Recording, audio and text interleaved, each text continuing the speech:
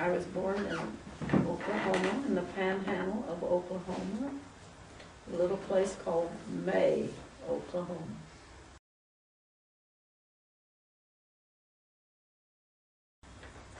Well, I wouldn't really know that much about it because I was a baby when we moved to Kansas.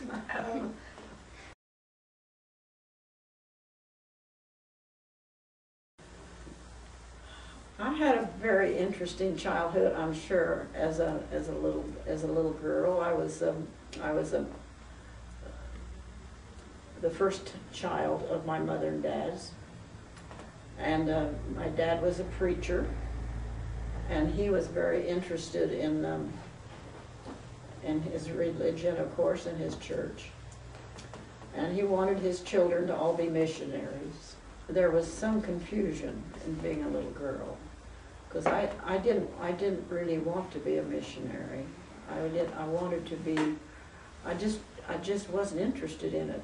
Sometimes a missionary would come and stay at our house for a while, and they didn't fascinate me. Well, we were in Kansas when I really got to being interested in school more, and of course raising my mother, having babies every 2 years, I was quite the general nurse, and I doubt if you can understand how I survived.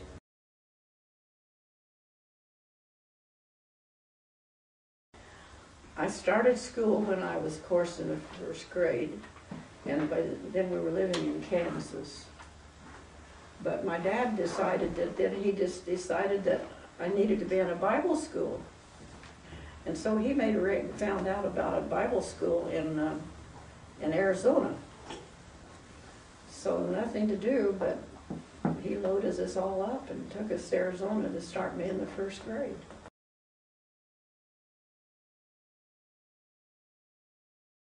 Oh, much different. So much different. There's no comparison. I think children nowadays have so much good opportunity to be something that is valuable to them. And I've been so thankful with my 3 children that I have raised, that they have all turned out to be pretty darn good citizens. Oh yes, I'm the oldest of 8. The oldest one is named Naomi, and my name is Ruth. If you know anything about the Bible, Ruth and Naomi are 2 good names in the Bible. Well, there was a terrible depression a lot of the time that I was growing up, and everything was very poor. Everybody's very poor, but my grandpa in Kansas seemed to have a lot of knowledge on how to survive and raise crops and stuff. So there was some period of time in which my dad kind of decided he better go and help his father with these crops. And they built us a nice little bungalow on that place, so we had our own little home. And that was a period of time that I was dragging 2 little brothers to school. The country school was about a mile or something away, and it was my duty to get them there and back. Pretty poor. I can remember a lot of poor people, and of course it was depression. There was a lot of poverty, and I felt.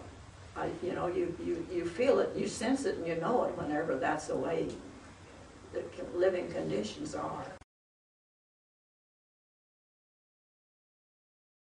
I never was hungry,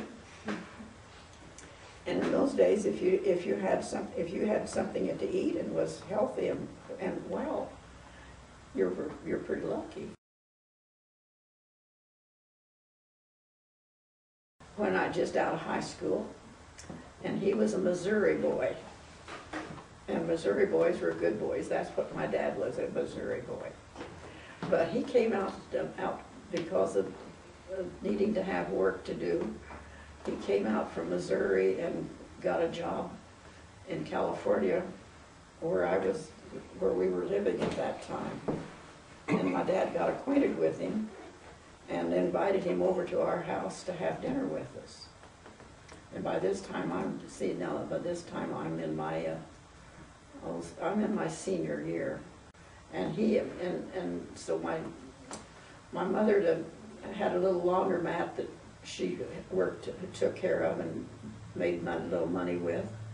And so when I'd come home from school, this is my senior year now, when I'd come home from school, my order was to stop by and help Mama with something that might be done at the laundromat. So when I stopped by, she said, "Oh, honey," she said, you must rush on home and kind of tidy up things."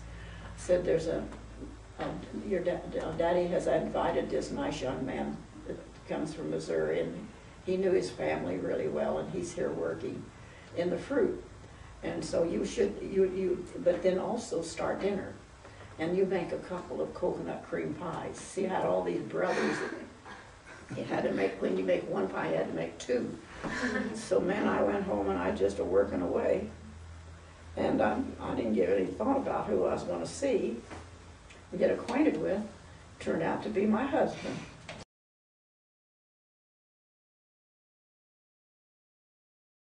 Well, yes, he came for dinner, and my grandpa was my dad's father, was there also visiting us at that time. When I served the coconut cream pies, this young man said, "Oh my heavens, this is the best coconut cream pie I ever tasted." And my dad says, "Yeah, sister makes them," says she gets quite a lot of practice.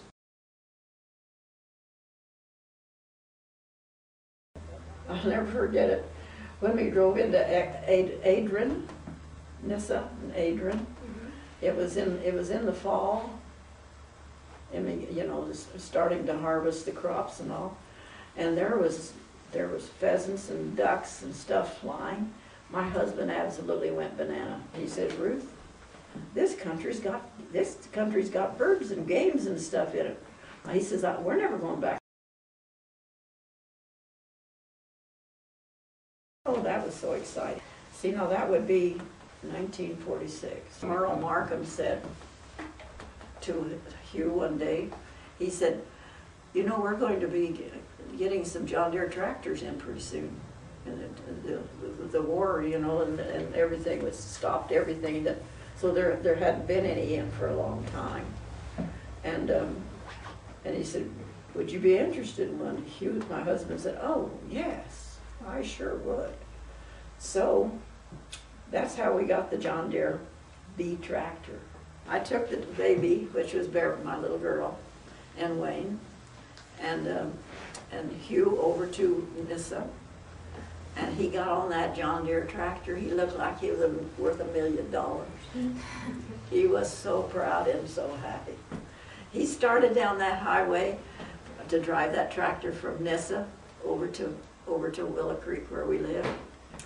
And that Johnny Pop, everybody was hearing that Johnny Pop, and time to get out to the road. And they were out there just a cheering and a hollering and a cheering. They were so thrilled to see a John Deere, brand new John Deere tractor.